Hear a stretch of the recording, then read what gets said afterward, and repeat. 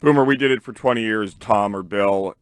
If you had to say today who is most responsible for the turnaround, would you give it to Drake or to Mike Vrabel?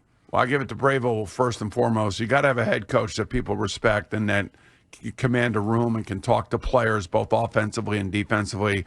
I see he's very aware of when a player's hurt, he's out on the field. When a player does a good play, he's slapping fives when they're coming off the field. Even when the defense got steamrolled there at one point by Derrick Henry and gave up a touchdown, he's on the sideline and he's trying to talk to his defense and he's trying to pump them up. So first and foremost, you got to have that guy. His next hire was Josh McDaniels. That's the next important guy. And then comes the quarterback, because the quarterback has to be in a really stable situation. And right now, I would say this is about as stable a situation as there is in the NFL when it comes from, the front office to the coach to the quarterback. And that's one of the reasons why they won this many games this year thus far. Boomer, you obviously are plugged in when it comes to Cincinnati, and you're plugged in the AFC. When you start to look at some things, just kind of give your take on where do you see the Cincinnati Bengals, moving forward. It seems like Joe Burrow, can be he's a little bit disappointed in maybe how the organization's doing things. Where do you see them, and where do you see the Kansas City Chiefs? I ultimately think that maybe it might be time to move on from Andy Reid.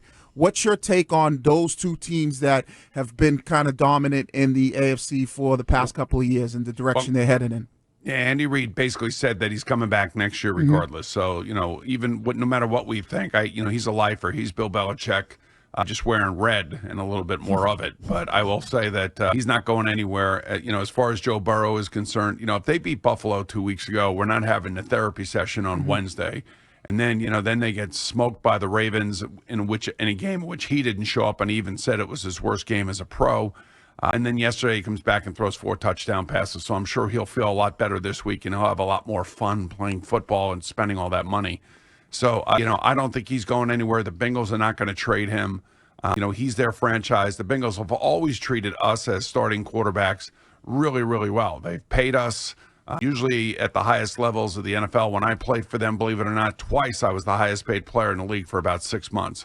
So they have always taken care of their quarterbacks. This doesn't seem like a Carson Palmer situation to me. I know he's great. I know people are out there fantasizing that the Jets or the Giants would trade all these number one picks for him. My sense is that he's not going anywhere. Maybe the coach could be, and maybe they would hire his college offensive coordinator, Joe Brady, who's the offensive coordinator for the Bills now. That may be a possibility, but he's not going anywhere.